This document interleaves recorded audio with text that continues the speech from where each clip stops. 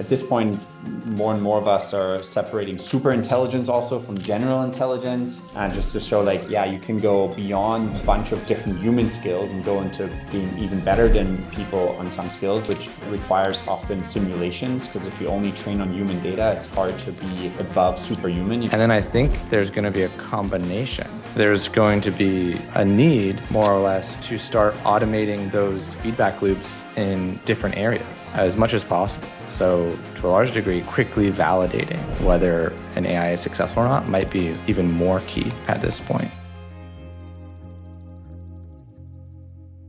What are your thoughts on AGI, guys? Are we already there? How do you define it? What do you think it'll be like when we get there, if we're not already there? And what role do you see U.com playing in that? Yeah, I would love to hear from Brian too, but high level, indeed, depending on how you define it, we're already there. In fact, when we built the first DECA NLP model, and you could ask it any question and get an answer in natural language, you could argue, yeah, wow, that was a pretty general purpose intelligent system. But then, of course, we keep moving that bar on how general, and at this point, more and more of us are separating superintelligence also from general intelligence, and just to show like, yeah, you can go beyond a bunch of different human skills and go into being even better than people on some skills, which requires often simulations, because if you only train on human data, it's hard to be above superhuman. If we're doing machine translation and we give it a bunch of human data, well, the AI is not going to translate that much better than those humans. If we give it a bunch of human IQ tests, then the AI will have a hard time like being even superhuman in those IQ tests. And so like eventually realize there shouldn't even be this kind of test. There should be an even harder test that humans can't come off because we're not intelligent enough. So there's a lot of space still.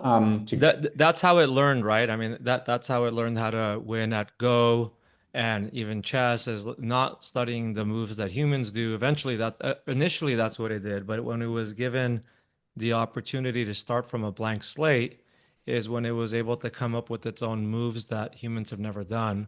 Exactly. Everything you can simulate, AI can solve. But we can't simulate biology yet. We can't simulate a cell perfectly yet. We can't simulate organs, humans, and complex systems. And so, but that will happen as AI gets better, as simulations get better, as computers get faster, as quantum computers may eventually have real breakthroughs and can be scaled up.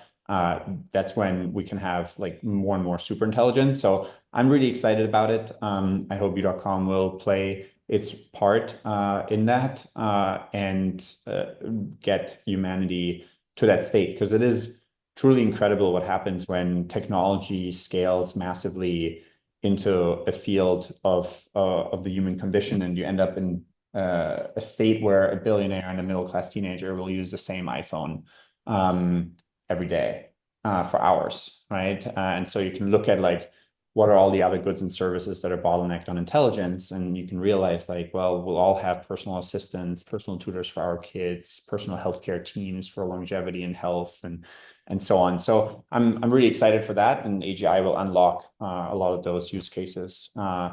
And then there's sort of very pragmatic definitions of just, if we automate 80% of the workflows of 80% of the digitized jobs, which is, a couple $1 trillion worth of GDP, then I think we can actually get there in the next few years. But then you'll see the same thing you see with most other technologies, which is the future is already here, but not equally distributed. Anyway, I love the future. I'll pause there. Yeah, no, I love it too. So those are all, and I agree with you. I'm very optimistic about the future and look at what's happening.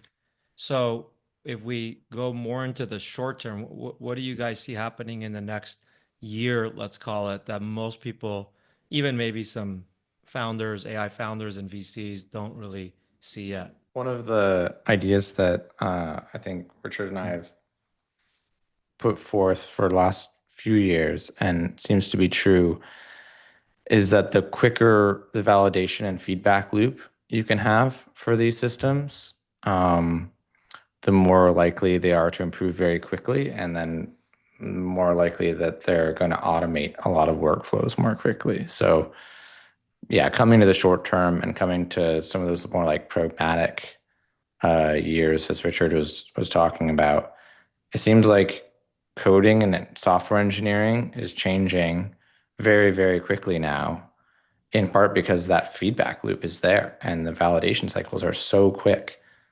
The code either works or it doesn't. And that's at the level of, does it even compile or not? Before, does it actually do what you want in the application?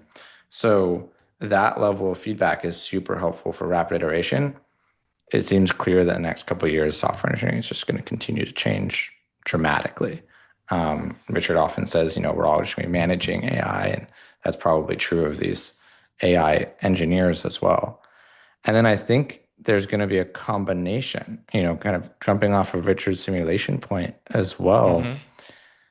There's going to be a need, more or less, to start automating those feedback loops in different areas as much as possible. Like there's so many, you mentioned operations earlier, there's so much in the operation running of companies, economies, scientific laboratories for biology and experiments that I think we could sit here and say that there's no theoretical reason why that stuff couldn't be automated, but the process just isn't there for collecting the data, validating it quickly.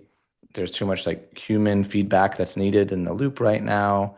So to a large degree, clever ideas on quickly validating whether an AI is successful or not might be even more key at this point. Where the holy grail in any domain there is a full simulation of the state space, and you can just play it all out.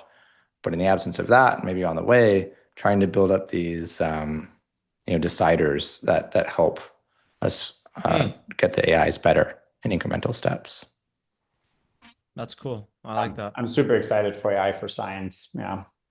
I'm really excited about that as well. I think it's, my friend Peter Diamandis calls it the longevity escape velocity, him and Ray Kurzweil. And it's really, just don't do anything stupid, stay alive. And in the next 10 years, we'll figure out a lot of these diseases and conditions that we've been struggling with for so many years. And we've lost so many lives to, like cancer and others. So I'm very hopeful about that.